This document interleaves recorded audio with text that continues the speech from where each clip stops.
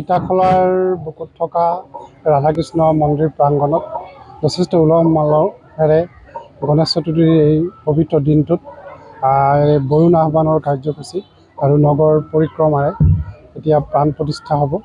আৰু ইয়াৰ ইটাখলাৰ সকলো জাতি জনগোষ্ঠীৰ ৰাইজে একেলগে এই পবিত্ৰ মন্দিৰ প্ৰাংগণত সমবেত হৈ যথেষ্ট উলহ মালহেৰে এই গণেশ চতুৰ্থীৰ পবিত্ৰ দিনটো উদযাপন কৰিবৰ কাৰণে প্ৰস্তুতি চলাইছে। আৰু ইতিমধ্যে বৰুণ আহ্বানৰ কাৰ্যসূচী আৰু নগৰ পৰিক্ৰমাৰ কাৰ্যসূচী খুব সুন্দৰভাৱে ইতিমধ্যে সফলতাৰে সম্পন্ন হৈছে। ইয়াৰ পিছত আছে প্ৰাণ প্ৰতিষ্ঠা। এই কাৰ্যসূচীও সম্পন্ন হ'ব। আমি ধৰ্মপ্ৰাণ ৰাইজক কৃতজ্ঞতা জনাইছোঁ, ধন্যবাদ জনাইছোঁ যে ৰাধাকৃষ্ণ মন্দিৰ পৰিচালনা সমিতিৰ আহ্বানৰ প্ৰতি সঁহাৰি জনাই এই অঞ্চলৰ ধৰ্মপ্ৰাণ ৰাইজে যথেষ্ট উলহ মালহেৰে ইমান গৰমৰ সময়তো আহি এই কাৰ্যসূচী সফলতাৰে ৰূপায়ণ কৰিছে।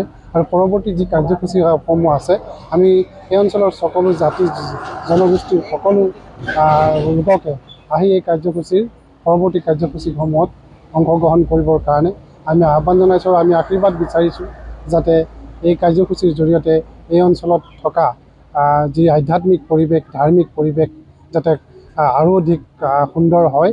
আৰু আমাৰ মাজত থকা প্ৰতিটো জাতি জনগোষ্ঠীৰ মাজত ইয়াৰ জৰিয়তে আস্থা বিশ্বাসৰ মাজেৰে আমি যাতে এই অঞ্চলত বসবাস কৰা সকলোৱে মানুহে আধ্যাত্মিকতাৰ প্ৰতি আৰু অধিক ধাৱমান হ'ব পাৰোঁ, তাৰ কাৰণে আমি আহ্বান জনাইছোঁ।